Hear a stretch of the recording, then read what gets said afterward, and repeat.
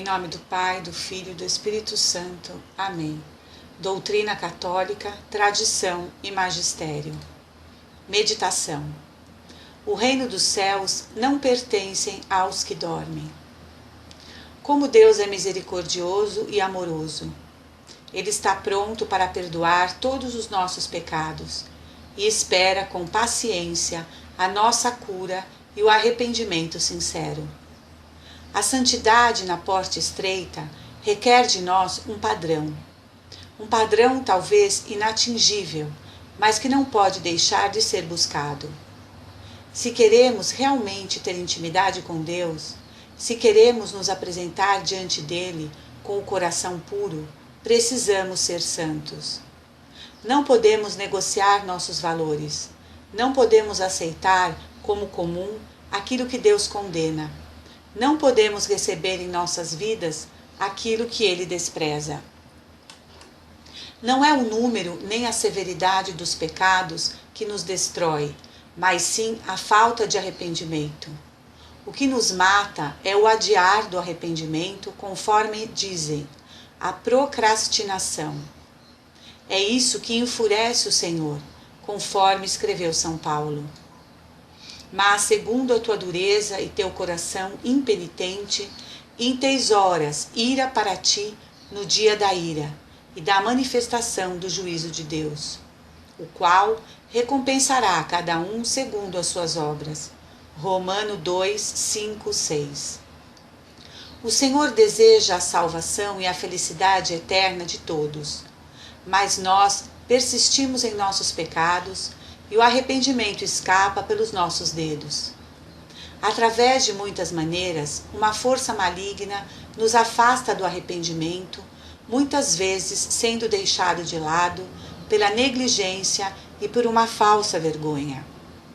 Embora, francamente, devemos ter vergonha e medo do pecado quando ele é cometido, pois depois deve-se escancará-lo e admiti-lo, pois cedo ou tarde ele será revelado, nesta vida ou na outra, e então haverá muita vergonha e pavor, não só pelo pecado, mas também pelo julgamento final.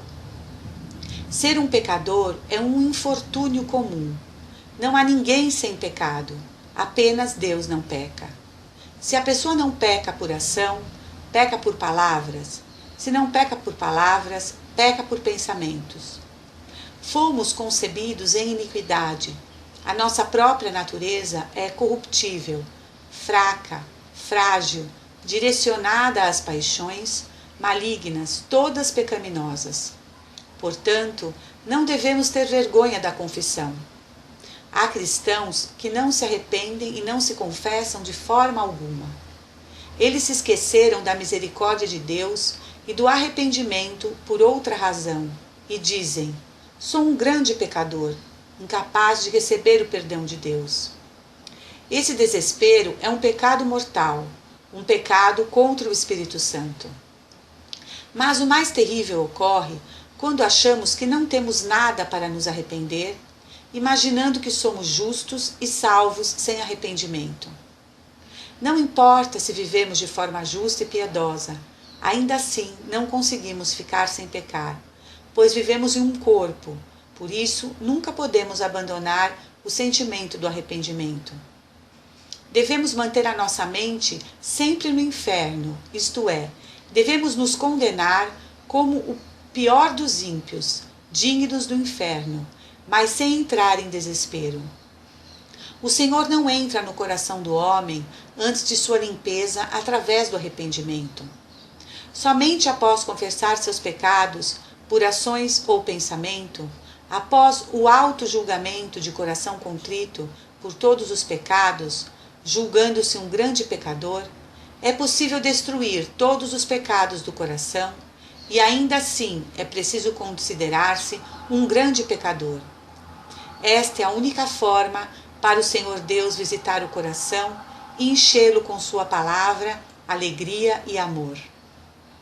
Normalmente o homem tenta fazer pouco de seu pecado, transformando-o em algo menos repreensível do que é de fato, e isto é prejudicial à alma. pois o pecado é a única razão da nossa separação de Deus. É uma barreira para o seu amor. Assim, para chegar perto de Deus, a mente precisa desviar do pecado e de seu efeito devastador. Deve apresentá-lo em cores obscuras. Devemos imaginar que qualquer pecado, grande ou pequeno, leva à danação eterna. E assim é. O pecado diante de Deus é uma abominação, e o Senhor dá as costas a tudo que é pecaminoso.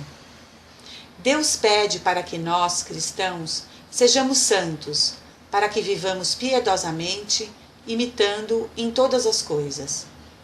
Seríamos felizes com uma vida sem pecados graves, sem os grandes pecados mortais. Mas não damos atenção a isso. O Senhor espera o nosso arrependimento. Venha, meu amigo, eu te espero. O arrependimento é o fundamento para a nossa salvação. Não sejamos negligentes. O santo sacramento da confissão é uma fonte para o pecador ficar limpo para o reino dos céus. No batismo, nascemos na água e no Espírito Santo, e na confissão, renascemos nas lágrimas e no Espírito Santo. O venerável santo Efrem, o sírio, disse: o arrependimento é um grande tacho de cobre que abriga o ouro e a prata. Para manter e fortalecer este sentimento, a Igreja fornece uma mão auxiliadora, direcionando a pessoa no caminho do sacramento que purifica seus pecados. Este sacramento elimina o pecado humano na alma. A confissão diante de um sacerdote elimina o passado e também extermina outro grande motivo para que o homem peque: o desespero. Assim, o Senhor misericordioso perdoa todos os pecados quando há o verdadeiro arrependimento e a reta intenção de não mais pecar. Então não se desespere, não tenha vergonha de expressar seus pecados e não diminua-os. Arrependa-se com lágrimas e assim receberá o perdão de Deus por todos eles. Quem deseja proceder do sacramento do arrependimento para a comunhão necessita de uma preparação adequada através do jejum e oração. O arrependimento pelos pecados é expressado com temor na confissão diante de um padre ou de forma escrita, caso o confessor seja surdo ou o fiel mudo, ou ainda por outras razões plausíveis. Depois o sacerdote fornece o perdão pelos pecados. O sacerdote então impõe uma penitência. A parte mais importante é ler a oração do sacramento quando o sacerdote coloca sua estola na cabeça do penitente. Todos nós desejamos a salvação, mas poucas pessoas pensam sobre isso ou dão alguma importância para a questão. Para entrar no céu, precisamos de muito trabalho duro e de frutos para a salvação, que para muitos são fardos. Por isso, a obra para a salvação não pode ser deixada para depois. Poucos crescem espiritualmente, apesar de ser o desejo de muitos, e o desejo fica somente nas palavras. E Deus não precisa de palavras, mas sim de obras. Todos sabem que há apenas um caminho, estreito e apertado, que leva à salvação. O caminho sofrido conduz à salvação. Já o espaçoso e pecaminoso conduz à destruição. Mas por ser o caminho cômodo, as pessoas se esquecem disso. O pecado é doce e fascinante.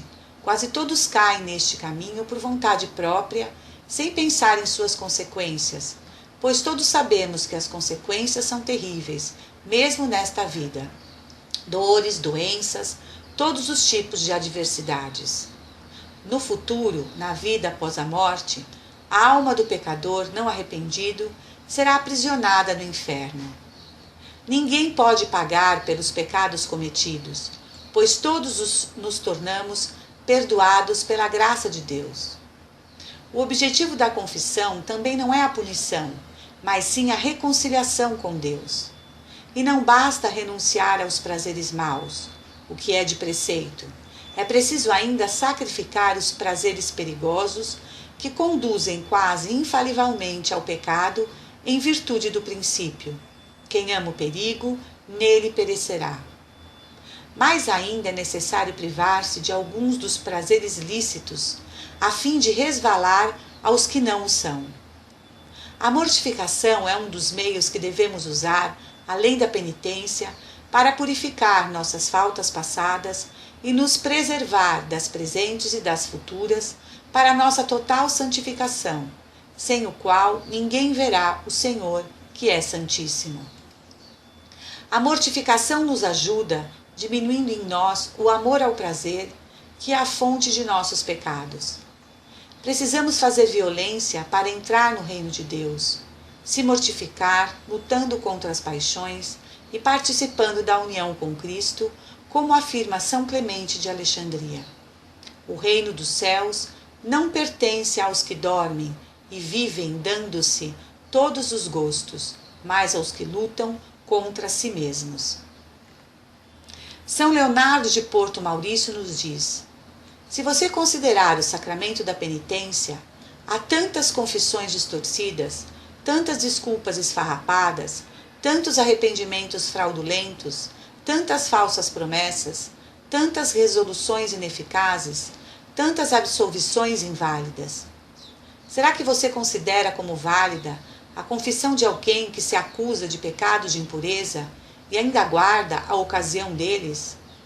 Ou alguém que se acusa de injustiças óbvias, sem a intenção de fazer qualquer reparação que seja para elas? Ou alguém que cai de novo na mesma iniquidade imediatamente após sair da confissão? Ó abusos terríveis de tão grande sacramento! Uns confessam para evitar excomunhão, outros para ter uma reputação como um penitente. Uns livram-se de seus pecados para acalmar seus remorsos, outros esconde-os de vergonha. Uns acusam-se de forma imperfeita por má intenção, outros expõem-se por força do hábito. Uns não têm a verdadeira finalidade do sacramento em mente, a outros estão faltando a tristeza necessária, e para outros ainda o propósito firme. Pobres confessores, quais esforços vocês fazem para trazer o maior número de penitentes a estas resoluções e atos, sem os quais a confissão é um sacrilégio, a absolvição uma condenação e a penitência uma ilusão? Finaliza o santo. Dirá talvez o pecador que Deus é Deus de misericórdia. Quem o nega? A misericórdia do Senhor é infinita, mas apesar dela, quantas almas se condenam todos os dias? Deus cura os que têm boa vontade, Isaías 61:1. Perdoa o pecado, mas não pode perdoar a vontade de pecar. Muitos cristãos de nossos dias vivem atormentados por muitas coisas desse mundo. Vivem uma vida afundada na lama do pecado. Não têm a menor intenção de abrir mão das coisas mundanas que os afastam de Deus e lhes dão o prazer momentâneo, vivem a sexualidade desenfreada, as modas indecentes, se embriagando, pecam através de palavras, atos, omissões, cultuam o Deus chamado materialismo, idolatram o próprio corpo, criam ídolos pagãos para servirem de modelo e exemplo para si mesmo, não querem saber de Deus, pois querem viver o que dá prazer. Batem em portas que nunca se abrem, não querem sacrifício, nem abrir mão de nada que lhes proporciona satisfação. É como, evidentemente, não se abrem as portas, neste estado de pecado, perguntam frequentemente: onde está o nosso Deus? Por qual razão nos esqueceu? A causa era uma só: pecado, o distanciamento de Deus e do seu Espírito. Não foram avisados? Sim, foram avisados, e muitas vezes. A estes parece não ter sido suficiente o martírio, o sofrimento e a morte de Jesus na cruz do Calvário. Tratam nosso Senhor como tolo, achando que podem ir à Santa Missa aos domingos e viverem o resto da semana atolados nas próprias imundícies morais e depois, quando precisam, Pedem a graça que necessitam. Mas neste estado de pecado e de desgraça, os ouvidos de Deus se fecham. Não porque Ele nos abandona, mas porque somos nós que nos afastamos dele, por nossa única culpa e livre escolha. E o pecado permanece porque Cristo não foi recebido em sua glória. E se não foi recebido, Deus se afasta, como fez em todas as épocas. Então, qual é o nosso maior problema? O pecado. E como podemos vencer o pecado? Oblações, ofertas, dízimos. Quisera fosse tão simples. Continuaríamos a matar rolas e pombinhos. Seguiríamos ofertando e dizimando até nas hortaliças, pois queremos nos livrar do pecado e encontrar o caminho da felicidade. Mas no pecado, Deus não nos ouve. E se Deus não nos ouvir, estaremos perdidos. E qual é a saída? A saída é Cristo. Mas eu creio, dizem. Mas creem com os lábios. Os corações estão distantes, ocupados com os sonhos passageiros. Irmãos, se não tomarmos uma medida urgente para encontrar Jesus e com Ele ter comunhão, seremos envergonhados, como foram aqueles nos tempos antigos. A desgraça vai ser tamanha que as pessoas vão perguntar para nós: onde está o teu Deus? Vão dizer: melhor é beber e comer, pois amanhã morreremos. E não teremos nenhuma resposta a dar. Portanto, tome a tua escritura e comece a buscar a Jesus agora. Leia o Novo Testamento cuidadosamente todos os dias, 1 ou 2 capítulos. Preste bem atenção na palavra para encontrar no Evangelho o Espírito que procuramos, o Espírito Santo. É Ele quem te dará forças e o esclarecimento necessário.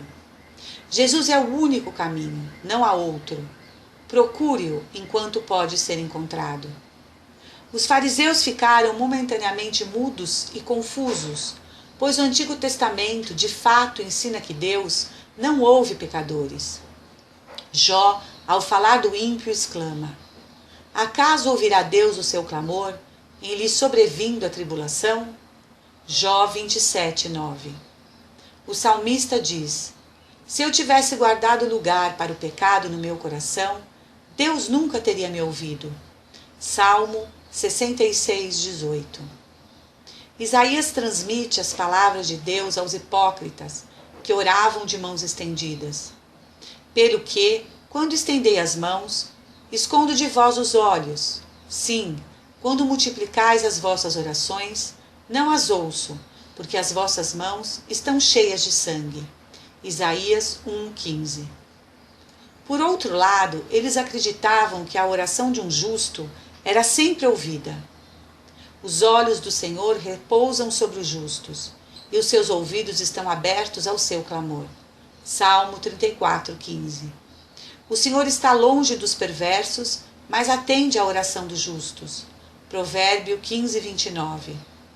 Deus ouve a pecadores quando eles confessam que são pecadores e aceitam o seu perdão. Por quê? Porque todo aquele que invocar o nome do Senhor será salvo. Romanos 10, 13. Jesus prometeu que o que vem a mim de maneira nenhuma o lançarei fora. João 6, 37. Que possamos pedir à nossa Santíssima Mãe, a Virgem Maria, o desapego dos bens terrenos, das vaidades e dos prazeres da carne, o desprezo pelas riquezas e o amor pela pobreza. Vamos oferecer e consagrar à Santíssima Virgem tudo o que somos, tudo o que possuímos, a fim de que nosso Senhor receba por sua mediação a glória e o reconhecimento que lhe devemos.